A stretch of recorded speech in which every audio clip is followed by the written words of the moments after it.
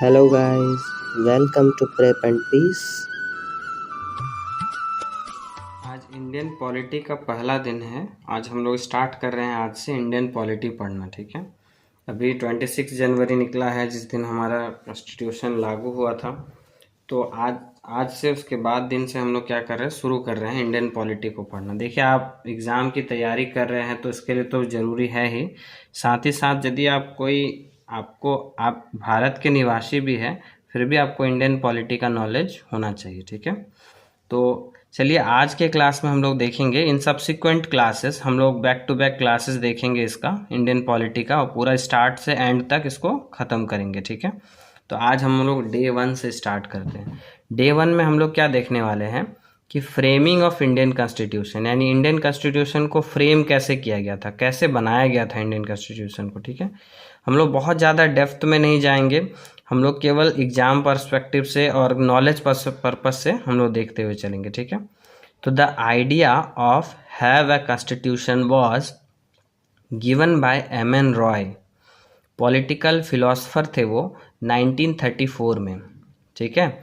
यानी सबसे पहले ऐसा क्वेश्चन यदि आए कि आइडिया किसने दिया था कि कॉन्स्टिट्यूशन हमारा होना चाहिए, तो किसने दिया था? एम.एन. रॉय सर ने दिया था, ठीक है।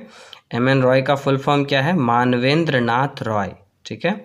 मानवेंद्र नाथ रॉय ने ये आइडिया दिया 1934 में। कब दिया? 1934 में। अब the constitution was framed by the Constituent assembly, अब उसके लिए एक असेंबली बनाया गया, एक सभा का गठन किया गया। उसके द्वारा क्या किया गया इंडिया में, जो सभा का गठन कब किया गया? तो दिसंबर 1946 में, ठीक है। यानी आज़ादी से पहले, ये ध्यान में रखना ये चीज़ को कि हम लोग का आज़ादी से पहले ही हम लोग कॉन्स्टिट्यूएंट असेंबली बना चुके थे, ठीक है। जो संविधान बनाने के लिए जो सभा का गठन था वो दिसंबर 1946 में हो चुका था। अब कई बार पूछा जाएगा कि किसके अकॉर्डिंग हुआ था ये, तो in accordance with the cabinet mission plan, एक कैबिनेट मिशन प्लान बनाया गया था उसके अंडर में। अब उसके चेयरमैन कौन थे? तो सच्चिदानंद सिन्हा चेयरमैन थे इनिशियली, ठीक है। तो यानी ये सच्चिदानंद सिन्हा के चेयरमैनशिप में कैबिनेट मिशन प्लान के अंडर हम लोग कॉन्स्टिट्यूएंट असेंबली का गठन किए। इस असेंबली का काम क्या था कि कॉन्स्टिट्यूशन कैसे बनेगा, इंडिया का संविधान कैसे बनेगा, उस पर बात करेगा ये, ठीक है। तो ऑन द डिमाइस ऑफ सच्चिदानंद सिन्हा, देखिए इनिशियली चेयरमैन इनको बनाया गया था, लेकिन क्या हुआ, किसी भी रीजन से ये डिमाइस हो गया, यानी इनकी मृत्यु हो जाती है। तो doctor Rajendra Prasad was elected as a president, ठीक है। तो उसके बाद जो प्रेसिडेंट कौन बने? डॉक्टर राजेंद्र प्रसाद को प्रेसिडेंट बनाया गया, किसका? कॉन्स्टिट्यूएंट असेंबली का प्रेसिडेंट बनाया गया, ठीक है। तो अब B N Rau was appointed as a constitutional adviser. अब कई बार पूछा जा सकता है कि एडवाइज़र कौन थे, कौन सलाह देते थे, संविधान के सलाहकार कौन थे? तो बी एन राव सर थे, ठीक है। बी एन राव का मतलब बेनेगल नरसिंह राव, ठीक है। ये फुल फॉर्म भी लिखा हुआ है कि बेनेगल नरसिंह राव सर थे, ठीक है। The total membership of constituent assembly was, मतलब कितने मेंबर थे उस पूरे सभा का गठन में, ठीक है।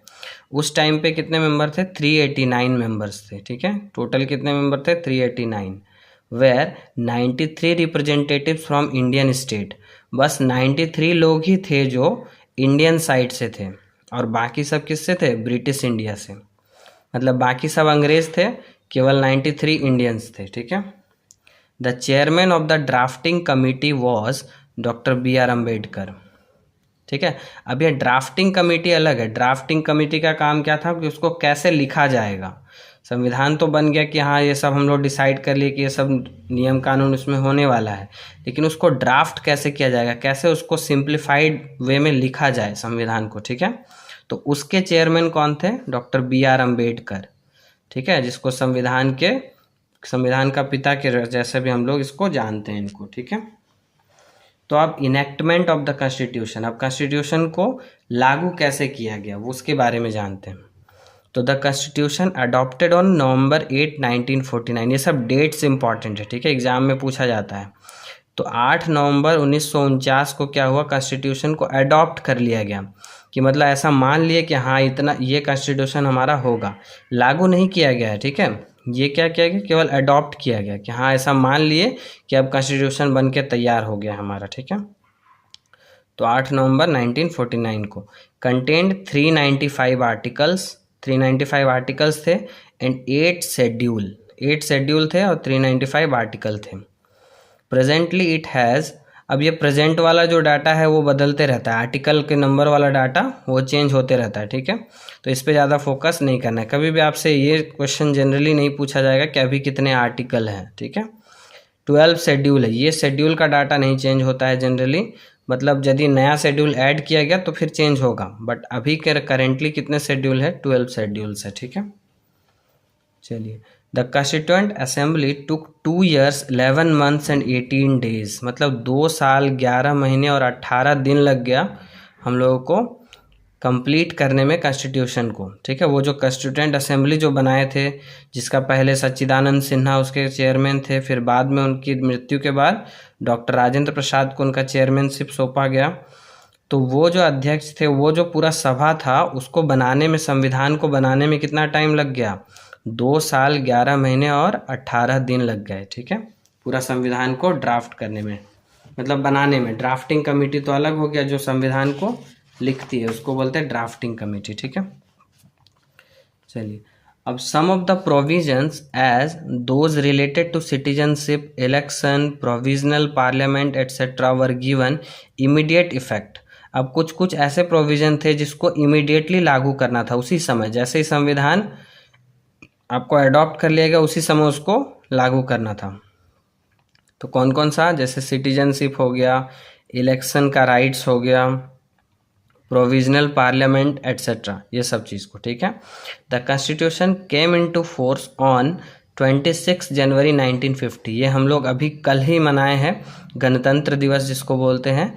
तो वो कब हुआ था, 1950 में हमारा कॉन्स्टिट्यूशन को फोर्स में लाया गया, मतलब उसको लागू कर दिया गया था, ठीक है। Known as Republic Day of India, तो हम लोग को रिपब्लिक डे ऑफ इंडिया के नाम से इस इवेंट को हम लोग सेलिब्रेट करते हैं हर दिन, ठीक है।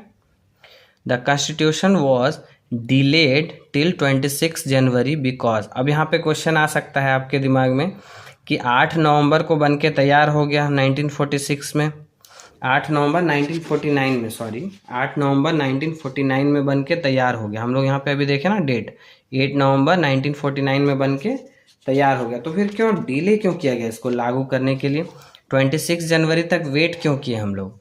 तो इसका आंसर यहाँ पे है कि बिकॉज इन 1929 में क्या हुआ था, on this day Indian national Congress demanded पूर्ण स्वराज। तो इंडियन नेशनल कांग्रेस जो था उसने पूर्ण स्वराज का डिमांड किया था, कब, कहाँ पे, लाहौर के सेशन में, ठीक है। मतलब इंडियन नेशनल कांग्रेस का अपना बैठक होता था, तो लाहौर में जब बैठक हुआ था, लाहौर का जो सेशन हुआ था उसमें 1929 में 26 जनवरी के ही दिन पूर्ण स्वराज का स्थापना का डिमांड किया गया था। किसके लीडरशिप में, जवाहरलाल नेहरू के लीडरशिप में, ठीक है।